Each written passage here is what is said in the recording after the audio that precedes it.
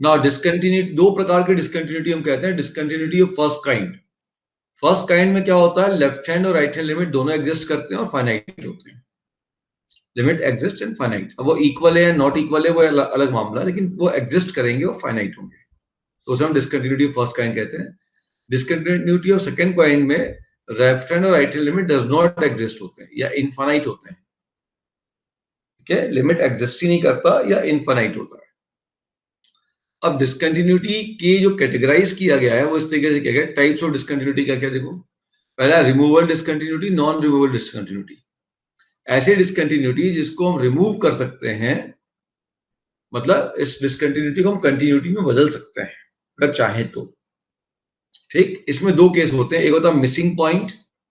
Missing point में क्या होगा, लेफ्ट हैंड लिमिट और राइट हैंड लिमिट दोनों इक्वल होगी और फाइनाइट होगी, लेकिन एफ ऑफ ए डिफाइन नहीं होगा। बता दो, फिर इसका क्वेश्चन पे आते हैं। ठीक है, दोनों इक्वल है लेकिन एफ ऑफ ए डिफाइन नहीं है। अब मान लो दोनों की लेफ्ट हैंड और राइट हैंड लिमिट मान लो कि 2 आ गई, सपोज कर लो 2 आ गई, और मैं एफ ऑफ ए डिफाइन नहीं है क्वेश्चन के अंदर, मैं खुद डिफाइन कर देता हूं अपनी तरफ से एफ ऑफ ए को 2, तब तो तीनों इक्वल हो जाएगा, फंक्शन कंटिन्यूस हो जाएगा। इसीलिए कहते हैं रिमूवेबल डिसकंटिन्यूटी। मतलब इसके अंदर हम चीजों को रीडिफाइन करके डिसकंटिन्यूटी को कंटिन्यूटी में कन्वर्ट कर सकते हैं। आइसोलेटेड पॉइंट, लेफ्ट हैंड और राइट हैंड लिमिट दोनों इक्वल है, फाइनाइट भी है, लेकिन इसकी जो वैल्यू है और जो फंक्शन की वैल्यू है वो इक्वल नहीं है। अब फंक्शन मान लो इसकी लिमिट 2 आई और फंक्शन की वैल्यू आपने 4 दे रखी है, तो ठीक है, फिर से मैं फंक्शन की वैल्यू को रीडिफाइन कर देता हूं। एफ ऑफ ए को मैं 4 की जगह 2 कर देता हूं, फिर कंटिन्यूटी हो जाएगी। तो दो प्रकार की कंटिन्यूटी है जिसको कि हम रिमूव कर सकते हैं। अब नॉन रिमूवेबल में कौन आएगी, लेफ्ट हैंड और राइट हैंड लिमिट इक्वल ही नहीं है, फाइनाइट है लेकिन इक्वल नहीं है, तो आप इसको रिमूव कर ही नहीं सकते हो, लिमिट ही इक्वल नहीं है। यहां तो लिमिट इक्वल थी, इसलिए वैल्यू ऑफ फंक्शन को हम रीडिफाइन कर रहे थे कंटिन्यूटी बनाने के लिए। यहां लिमिट ही इक्वल नहीं है।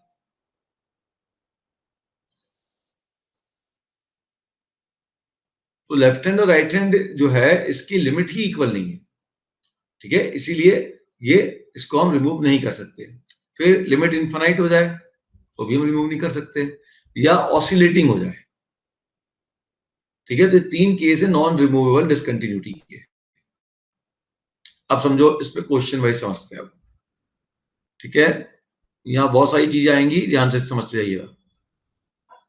तो हमने क्या बताया, मिसिंग पॉइंट डिसकंटिन्यूटी क्या है। मिसिंग पॉइंट डिसकंटिन्यूटी हमने क्या बोला था कि लेफ्ट हैंड और राइट हैंड लिमिट तो इक्वल होगा लेकिन वैल्यू डिफाइन नहीं होगी।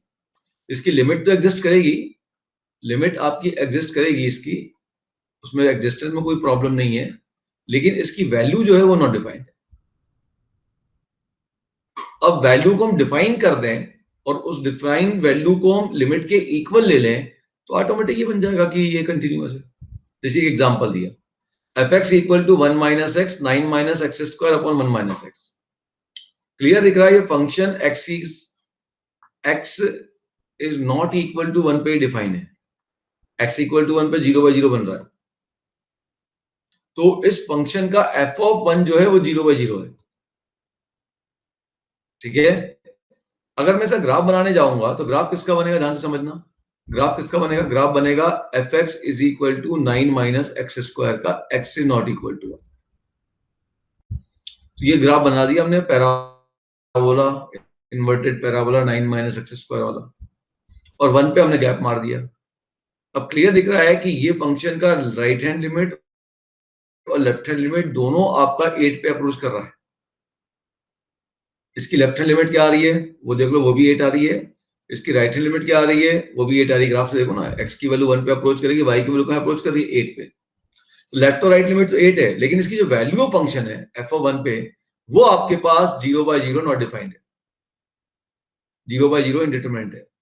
अब इस वैल्यू ऑफ फंक्शन को अगर मैं रीडिफाइन कर दूं, अपनी तरफ से डिफाइन कर दूं, ठीक है, और मैं फंक्शन को ऐसा डेफिनेशन दे दूं कि एफ एक्स मेरा है 9 minus x square if x is not equal to 1 and 8 if x is equal to 1।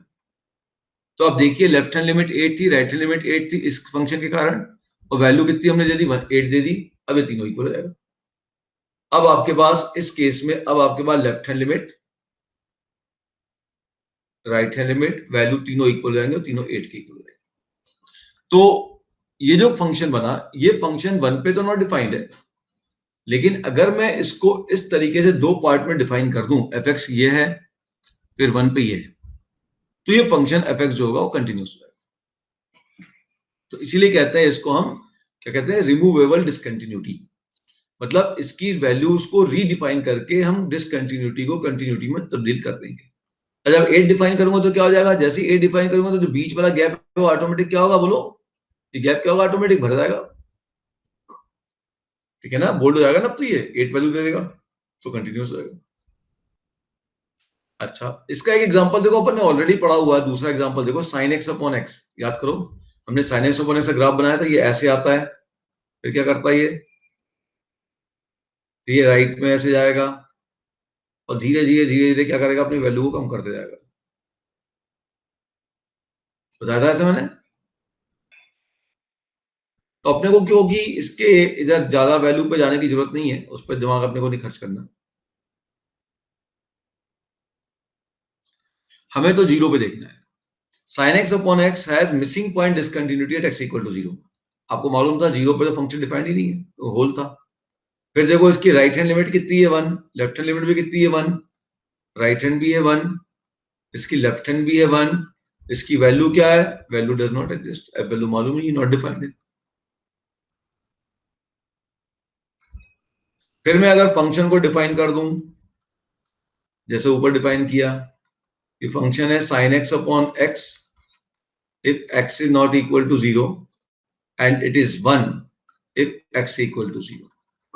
अब आप देखिए कि अब ये फंक्शन का जो गैप था वो 0 ये 1 वाला, ये आपने फिल कर दिया, तो ऑटोमेटिक फंक्शन क्या बन गया आपका, कंटिन्यूस बन गया।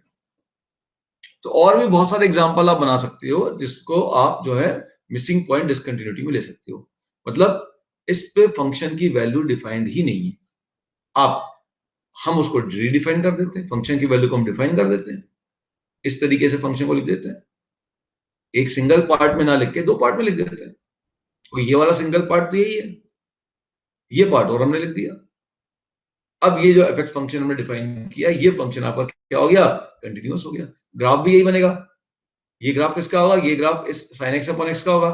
इसका ग्राफ क्या होगा, इसका ग्राफ ये बीच वाला गोला भर जाएगा। सेकंड, इसके x इक्वल टू 0 पे क्या ग्राफ आएगा, 1 आएगा, तो ये 1 वाला पॉइंट भर जाएगा। समझ में आ गई बात, ठीक। अब ये कंटिन्यूस हो जाएगा 0 पे। तो इस तरीके से हम जो है, अगर लेफ्ट हैंड लिमिट और राइट हैंड लिमिट दोनों इक्वल आ गई तो वैल्यू ऑफ फंक्शन को रीडिफाइन करके या डिफाइन करके या रीडिफाइन करके उसे कंटिन्यूटी में चेंज कर देते हैं। अब दूसरी देखो, आइसोलेटेड पॉइंट डिसकंटिन्यूटी। जैसे ये क्वेश्चन दिया, x square minus 16 upon x minus 4 is not equal to 4 और एफ ऑफ 4 इक्वल टू 9 है। अब आप जानते हो इसकी लिमिट क्या आएगी, इसकी लिमिट निकाल लो, क्या है इसकी लिमिट, बोलो। इसकी लिमिट तो 8 आ गई। अब हमने क्या किया, इसका जो ग्राफ अगर आप बनाओगे तो ग्राफ तो आप ग्राफ भी जानते हो इसका, तो 4 को छोड़ दो, एक ये स्ट्रेट लाइन बनेगा x प्लस 2 x प्लस 4 का, तो x इक्वल टू 0 पे y की वैल्यू 4, तो इस प्रकार से एक स्ट्रेट लाइन आपको ऐसे मिल जाएगी। 4 पे बस इसमें गैप आ जाएगा। अब यहाँ पे 4 पे वैल्यू क्या दी है, 4 पे इनने वैल्यू दी हुई है 9, तो 4 पे इनने वैल्यू दी है 9,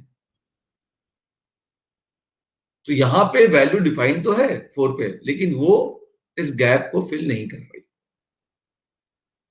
वो लेफ्ट हैंड लिमिट और राइट हैंड लिमिट के इक्वल नहीं है। तो इस लेफ्ट लिमिट क्या आएगी, देखो लेफ्ट हैंड लिमिट भी 8 आएगी, राइट हैंड लिमिट देखो, राइट हैंड लिमिट भी x प्लस 4 से देखो तो 8 आएगी, दोनों 8 आ गई, लेकिन इसकी वैल्यू क्या दी हुई है, वैल्यू 9 दी हुई है। अब इस वैल्यू 9 को मैं हटा के रीडिफाइन कर दूं और 9 की जगह मैं वैल्यू 8 रीडिफाइन कर दूं, या रीडिफाइन कर रहा हूं, डिफाइंड है उसको रीडिफाइन कर रहा हूं, पिछले बार डिफाइंड ही नहीं था, तो ये वाली वैल्यू को यहां से हटा दूं और हटा के इस गोले वाली वैल्यू को दे दूं, तो ऑटोमेटिक अब ये फंक्शन क्या हो गया, कंटिन्यूस। इसे कहते हैं आइसोलेटेड पॉइंट डिसकंटिन्यूटी। मतलब इसका जो वैल्यू था वो आइसोलेटेड था, इससे अलग था, लेकिन हमने उसको सेम बना दिया। ऐसा रीडेफिनेशन हम कर सकते हैं, ठीक है। एक और ये एग्जांपल देखो, ये बहुत इंपॉर्टेंट एग्जांपल है, greatest integer x plus greatest integer minus x. आप सभी जानते हो इसका formula, greatest integer x plus greatest integer minus x क्या होता है? जीरो होता है व्हेन एक्स इज इंटीजर, और वन होता है जब x is not integer. One होता है, माइनस वन होता है। क्या होता है? रख के देखें। 3.5 greatest integer 3 minus 3.5 minus 4 minus 1 होगा ये।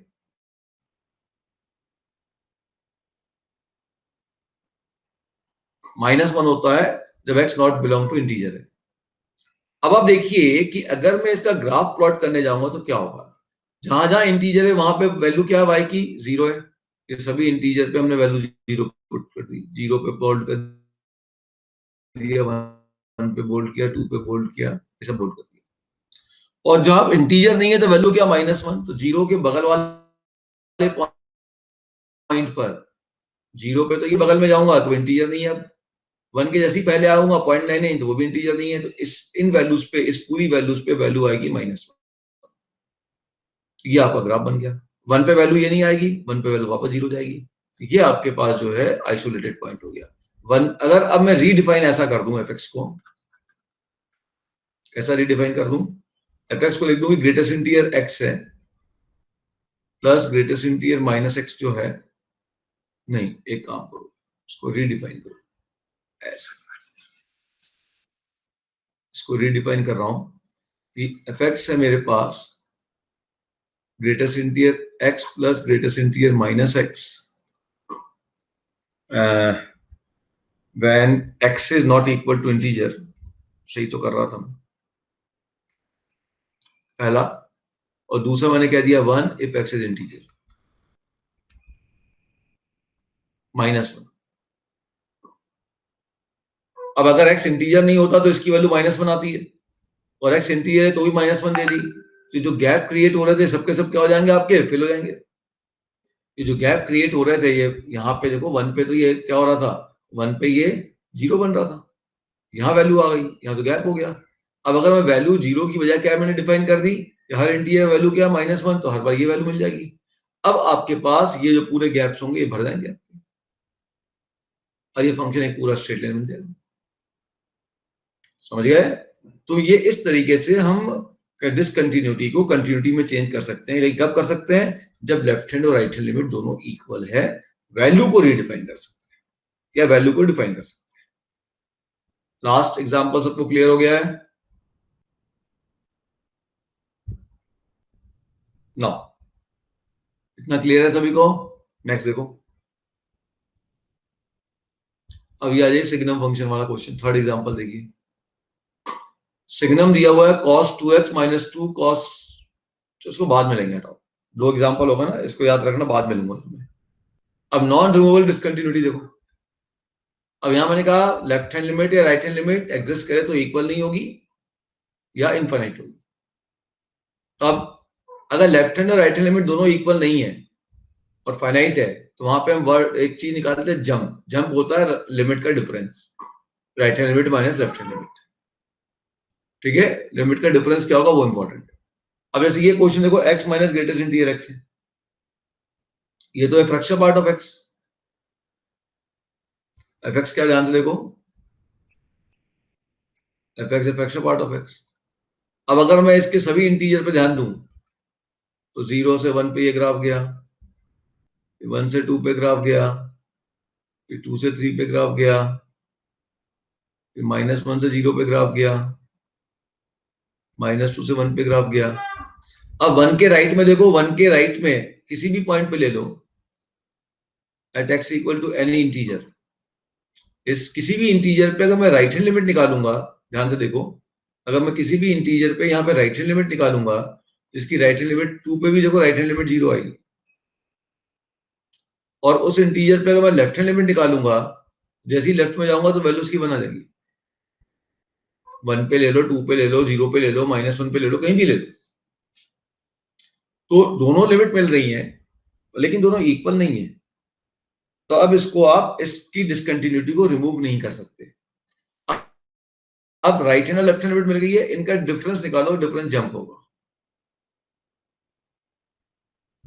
ठीक है, तो राइट माइनस लेफ्ट का उसमें, तो राइट लिमिट है 0, लेफ्ट लिमिट है -1, तो जंप इसका हो गया -1। क्लियर होगी बात? वैसे ही एग्जांपल मैंने देखा, tan इनवर्स 1/x। अब x अगर 0 है, अब ओरल सोचो, 0 के राइट की वैल्यू लूंगा, जैसे 0 से प्लस लूंगा, मतलब 0.001 प्लस में लूंगा, तो 1/0.001 बन जाएगा इन्फिनिटी, और tan इनवर्स इन्फिनिटी बन जाएगा π/2। और जैसे ही 0 की लेफ्ट की वैल्यू लूंगा -0.001, तो बन जाएगा माइनस इन्फिनिटी, और tan इनवर्स माइनस इन्फिनिटी हो जाएगा -π/2। अब इसका डिफरेंस निकाल दो, ये हो गया जब। बाकी ये तो आप कैलकुलेशन करना, अब आप सीख गए हो, समझ गए होगे, थोड़ा इमेजिनेशन कर पा रहे हो, नहीं कर पा रहे हो? राइट हैंड मतलब 0 के राइट मतलब 0.001 पॉजिटिव, 1/+0.001, एफ की वैल्यू जाएगी 1/1 प्लस 2 की पावर प्लस 0.001 लूंगा, तो ये जाएगा 1/0.001, मतलब ये जाएगा प्लस इन्फिनिटी की तरफ, और 1/1 प्लस 2 की पावर इन्फिनिटी हो जाएगा इन्फिनिटी, राइट हैंड लिमिट हो गई 0।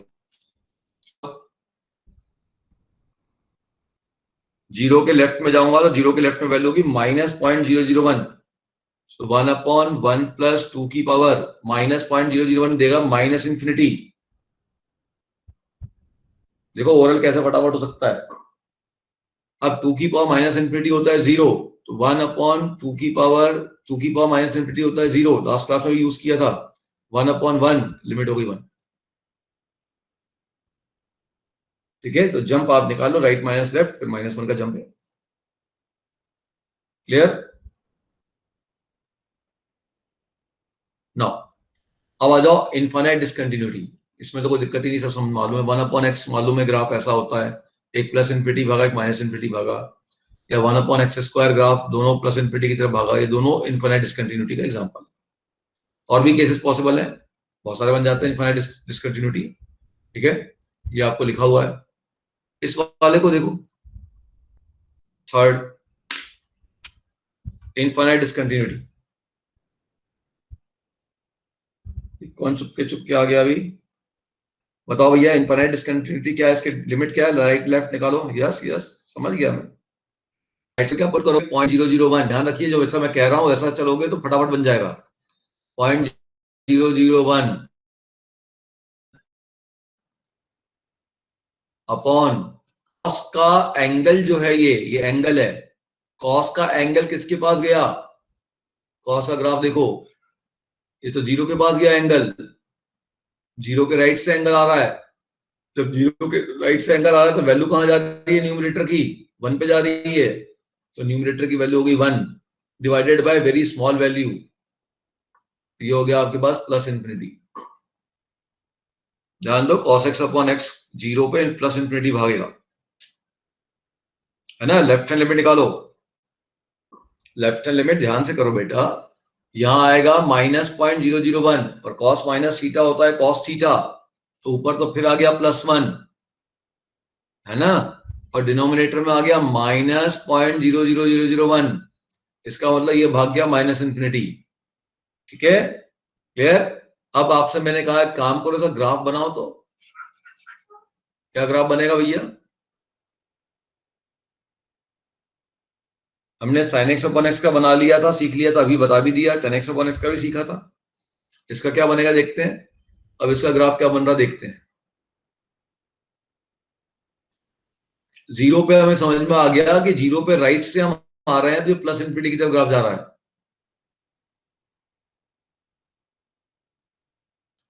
0 के लेफ्ट से हम इस पे अप्रोच कर रहे हैं, तो ग्राफ माइनस इन्फिनिटी की तरफ जा रहा है,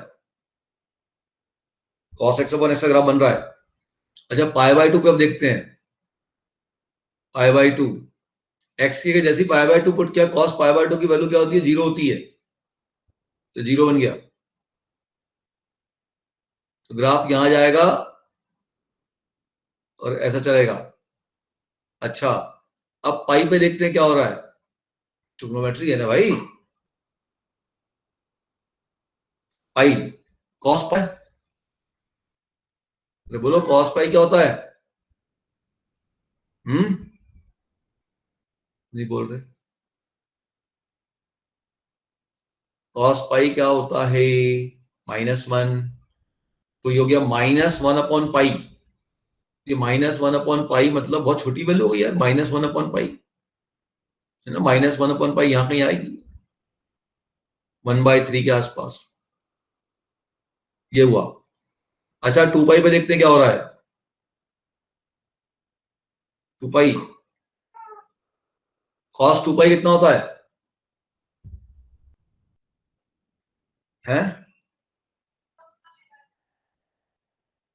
2 पाई पे 1 होता है, तो 1/2 पाई मतलब ये कर्व जो है यहाँ पे पॉजिटिव हो गया, 1/2 पाई मतलब इसके बीच में कहीं ना कहीं से कट मारेगा ये। अब कहां मारेगा मुझे मतलब नहीं, 1/2 पाई पे ही हो गया, ठीक है। अब अगर 3 पाई पे देखोगे या 3 पाई/2 पे देखोगे, 3 पाई/2 पे वापस 0 जाएगा, 3 पाई/2 कहाँ यहाँ जाएगा ना ये, हाँ यहाँ है ना 3 पाई/2 0, 3 पाई/2 छूट गया ये। अब 5 पाई/2 पे देख लो क्या होगा, ऐसे आप बना सकते हो ग्राफ इसका, मतलब इसके बाद कॉस जैसा घूमेगा ये, जैसे घूमते जाएगा ये, जैसे कॉस का घूम रहा था ना ऐसे घूमेगा। यहाँ से भी वही नाटक करेगा ये, यहाँ से नाटक करेगा, -पाई/2 पे क्रॉस करेगा, ठीक है, ऑड फंक्शन है ध्यान से देख लो, और ये ऐसे घूमेगा।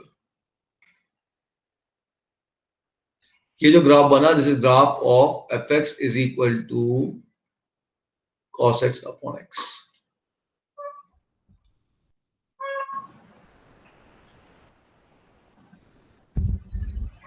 ठीक है बेटा, अभी बहुत बड़ी बड़ी चीजों पे मत जाओ, सिंपल पुटिंग से देख लो, आराम से ग्राफ बन रहा है, ठीक है। अभी बहुत सारी चीजों पे मत जाओ। हाँ कर सकते हो, डिफरेंशियल को तो यूज कर सकते हो आप, कंटिन्यूटी डिफरेंशियबिलिटी से कर सकते हो, हमने वैल्यू से निकाल लिया। भाई हमें कॉस की वैल्यू मालूम है ना, बस प्रॉब्लम जीरो पे ही तो है, जीरो पे गड़बड़ करेगा, बाकी सब जगह तो कॉस जैसा फॉलो करेगा, कॉस की वैल्यू को कम ज्यादा करता रहेगा, जितना एक्स बढ़ेगा वैल्यू उतनी कम होगी, तो इतना ध्यान रखना बस। तो ग्राफ धीरे धीरे इसकी जो हाइट होगी ना, ये हाइट धीरे धीरे धीरे धीरे कम होती चली जाएगी, जैसा साइन एक्स बाय एक्स में हुआ था, ठीक है। तो ये ग्राफ भी तुम्हें मिल गया कॉस एक्स बाय एक्स का, समझ में आ गया बात, ठीक। अच्छा 2 की पावर 10x का क्या होगा बताओ।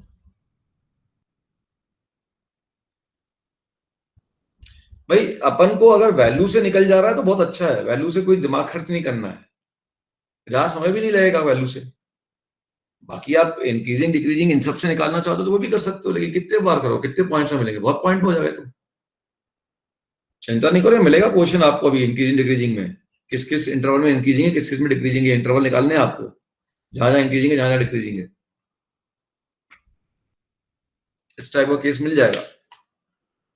हाँ 2 की पावर 10x कहां कहां डिसकंटिन्यूअस है, पाई/2 से प्लस करोगे, 10x का ग्राफ दिमाग में लाना, अब पाई/2 एक्स की वैल्यू पाई/2 से प्लस होगी तो 10 कहां भागेगा, पाई/2 जैसे ही प्लस किया तो -∞ की तरफ भाग गया, तो इसकी जो राइट हैंड लिमिट है वो हो गई 2 की पावर-∞, और 2 की पावर-∞ बन गई 0, और जैसे लेफ्ट हैंड लिमिट की बात की, तो जैसे पाई/2 के लेफ्ट में लूंगा तो 10 की वैल्यू जाएगी +∞, तो 2 की पावर ∞ हो गया ∞। तो अब अगर मैं ग्राफ के बारे में सोचूं तो कैसे सोचूंगा, देखो तो क्या है, एक चक्कर क्या है भाई, ये तो गड़बड़ कर रहा है। पाई/2 पे आ जाओ, ये रहा पाई/2, पाई/2 के राइट में ये 0 है, ये 0 पे अप्रोच कर रहा है, 0 है नहीं एग्जैक्ट, ठीक है ये। और पाई/2 के लेफ्ट में, पाई/2 के लेफ्ट में जा रहा है इन्फिनिटी, तो लेफ्ट में जा रहा है इन्फिनिटी, ये पाई/2 की लाइन है मान लो, तो लेफ्ट में जा रहा ग्राफ इधर, इधर अप्रोच यहां से कर रहा है। अच्छा 0 पे क्या कर रहा है देखते हैं, 2 की पावर 10 0 था 0, 2 की पावर 0 होता है 1, यहाँ 1 है। अच्छा -∞ भी क्या करेगा देखें, अगर आप एंगल 10 का -∞ ले लोगे तो क्या आंसर आएगा, 10 का ग्राफ ऐसे ही होता है ना, कुछ भी आ सकता है, नहीं कह सकते। अच्छा चलो पाई पे देख लेते हैं, थोड़ा सा एक दो और देख लेते हैं। Pi by minus pi by 2 पे क्या होगा, और चेक कर लो। मतलब ग्राफ हम केवल माइनस पाई बाय 2 से पाई बाय 2 के बीच का बनाए, क्योंकि पीरियोडिक फंक्शन है, 2 की पावर 10 पीरियोडिक फंक्शन है और इसका पीरियड कितना है, पाई है। तो हम ग्राफ केवल बनाएंगे माइनस पाई बाय 2 से पाई बाय 2 के बीच में, या 0 से पाई पाई के बीच बना लो, वो भी कर सकते हो, 0 से पाई के बीच बना लो, चलेगा, कोई दिक्कत नहीं है, वैसे इधर बना लेना। ये अच्छा इधर आ रहा, 0 पे बन जा रहा था ग्राफ, कुछ ऐसा बन रहा आपका। तो यहाँ पे क्या कर रहा है देखो, पाई बाय 2 के राइट में जाऊंगा तो क्या होगा, पाई, ये माइनस पाई बाय 2 है, देख लेते हैं। माइनस पाई बाय 2 के राइट में जाऊंगा तो ये बन जाएगा माइनस इन्फिनिटी, ये बनेगा माइनस इन्फिनिटी, तो ये बन जाएगा आपका 0, तो ग्राफ आपका ऐसा आएगा,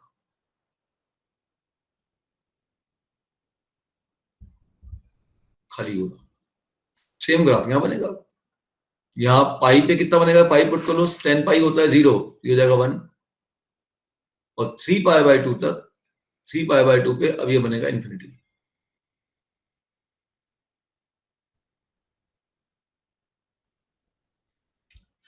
और कोई पॉसिबिलिटी है क्या, देख लो।